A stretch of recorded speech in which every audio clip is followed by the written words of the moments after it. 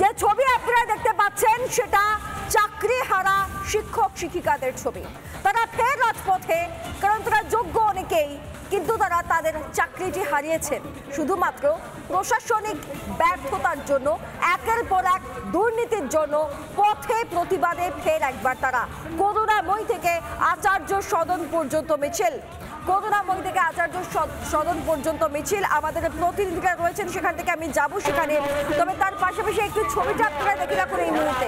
যাদের ব্ল্যাকবোর্ডের সামনে হাতে চক ডাস্টার নিয়ে পড়ুয়াদের ভবিষ্যৎ তৈরি করার কথা, তারা আপাতত নিজেদের যোগ্যতা অনুযায়ী নিজেদের যা প্রাপ্য তাকে ফের ফিরে পাওয়ার জন্য পথে নেমে প্রতিবাদ করছেন, তাদের দাবিকে শক্তিশালী করার চেষ্টা করছেন। এটাই হচ্ছে এই রাজ্যের বাস্তব ছবি, এটাই হচ্ছে শিক্ষা দুর্নীতির ফলাফল। দেখুন এই মুহূর্তে সেই ছবিটা আমরা আপনাদেরকে দেখাচ্ছি, করুণাময়ী থেকে সরাসরি পথে বসেই তারা প্রতিবাদ করছেন। এলিনা আমাদের প্রতিনিধি এই মুহূর্তে রয়েছেন। এলিনা, আরো একবার রিপাবলিকের দর্শকদের একটু স্পষ্ট করে দাও যে যারা আজকে পথে প্রতিবাদে রয়েছেন তারা মূলত কারা, কেন পথে নেমেছেন, কি কি দাবি নিয়ে নেমেছেন?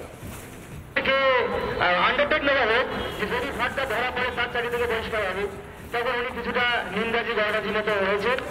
ঠিক আছে, আমি দেখছি একেবারেই। দেখো সৃজিতা, এতদিন ধরে যোগ্য চাকরিহারা শিক্ষক শিক্ষিকারা তারা ওয়াই চ্যানেলে অবস্থান বিক্ষোভ করেছেন, কিন্তু আজকে তারা এসএসসি ভবনের সামনে এই মুহূর্তে রয়েছেন বসে, কারণ তারা তাদের হকের চাকরিটা ফিরে পেতে চান।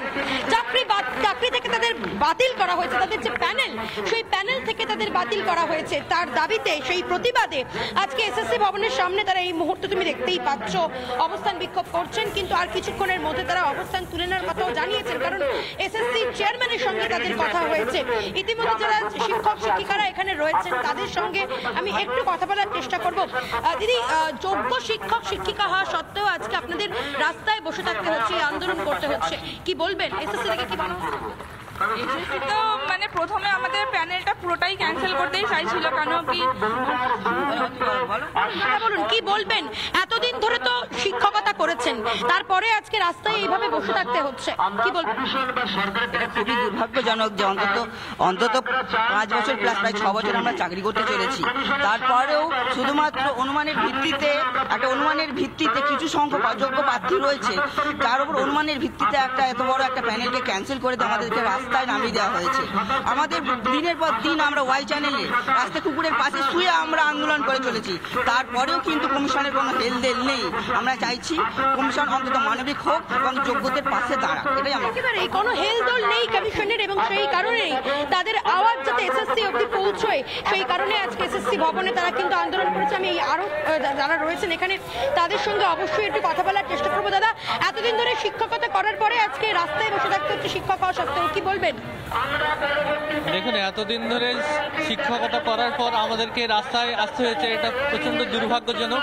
আমরা চাইব সরকার যথাযথ প্রমাণ সাক্ষ্য দিয়ে আমাদেরকে এই অপমানের হাত থেকে বাঁচাবে এবং আমরা সসম্মানে আবার স্কুলে ফিরে যাব। সরকার যথাযথ ব্যবস্থা নিক, এসএসসি যথাযথ ব্যবস্থা নিক। এই মুহূর্তে আন্দোলন তারা তুলে নিচ্ছেন। আমি আরো শিক্ষকদের সঙ্গে কথা বলবো যারা এই মুহূর্তে লড়াই চালিয়ে যাচ্ছে নিজেদের চাকরিটা ফিরে পাওয়ার জন্য। দাদা, দীর্ঘ কয়েক বছর ধরে শিক্ষকতা করার পরে প্যানেল থেকে আপনাদের নাম বাতিল করা হয়েছে, আপনারা এসএসসির সামনে এই মুহূর্তে আন্দোলন করছেন, কি বলবেন? সরকারের বিরুদ্ধে আপনারা ক্ষোভ উগরে দিচ্ছেন।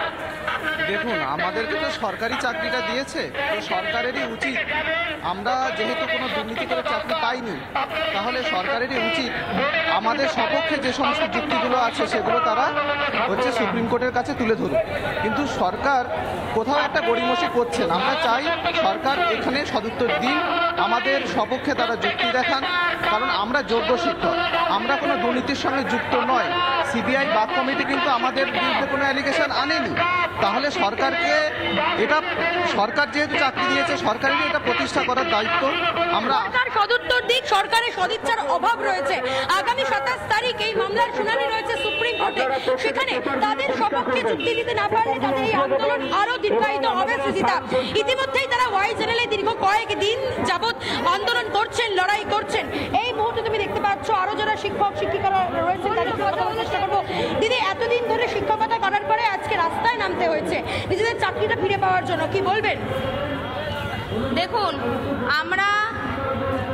আমরা এত বছর ধরে চাকরি করছি, বছর ধরে স্টুডেন্টদের শিক্ষা দিচ্ছি, তারপরে যদি আমাদের এই সিচুয়েশনে এসে দাঁড়াতে হয়, এর বাইরে আর কি বলবো বলুন? আমরা তো যোগ্যতার প্রমাণ দিয়ে তারপরেই স্কুলে গেছি এবং যে সমস্ত স্টুডেন্টদের পড়াচ্ছি তাদের খাতা ইভ্যালুয়েশন আমরাই করছি।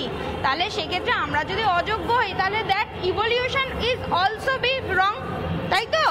তো সেক্ষেত্রে আমরা তো যোগ্যতার প্রমাণ দিয়ে গেছি, চাকরি নোটিফিকেশন বেরিয়েছে, এক্সাম দিয়েছি, কাউন্সিলিং হয়েছে, আমরা চাকরিতে জয়েন করেছি। এর বাইরে আর আমরা কি জানবো?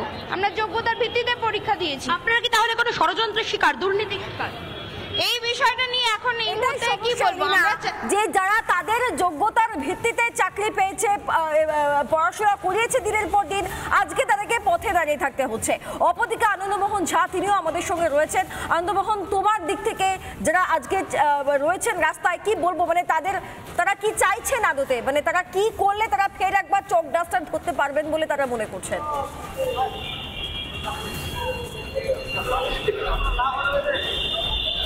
দেখো, আজকে তারা মূলত যেটা হচ্ছে এসএসসির দৃষ্টি আকর্ষণের জন্য এসেছিলেন, অর্থাৎ আগামী দিনে সুপ্রিম কোর্টে মামলার শুনানি রয়েছে, সেই ক্ষেত্রে এসএসসি কি কি পদক্ষেপ নেবে সেই ব্যাপারে জানার চেষ্টা করেছেন। এবং ইতিমধ্যে যারা এখানে আন্দোলন করছিলেন তারা কিন্তু আজকের মতো এসএসসি দপ্তরের সামনে আন্দোলন তারা কিন্তু শেষ করেছেন।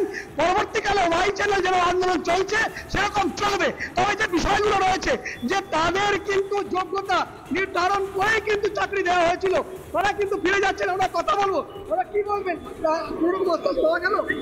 প্রশ্নটা আরো করুন। আশ্বাস পাওয়া গেল?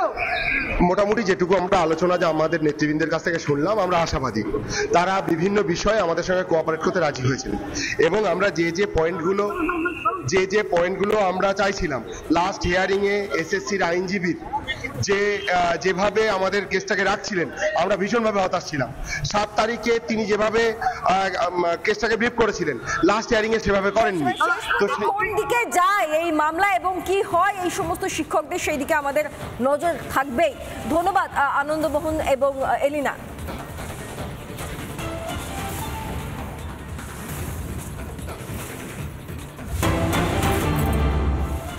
নানা ধরনের কন্টেন্ট দেখার জন্য লাইক করুন, শেয়ার করুন আমাদের ফেসবুক পেজ, সাবস্ক্রাইব করুন আমাদের ইউটিউব চ্যানেল। পাশাপাশি অন্যান্য ব্রেকিং নিউজের জন্য অবশ্যই চোখ রাখুন রিপাবলিক বাংলায়।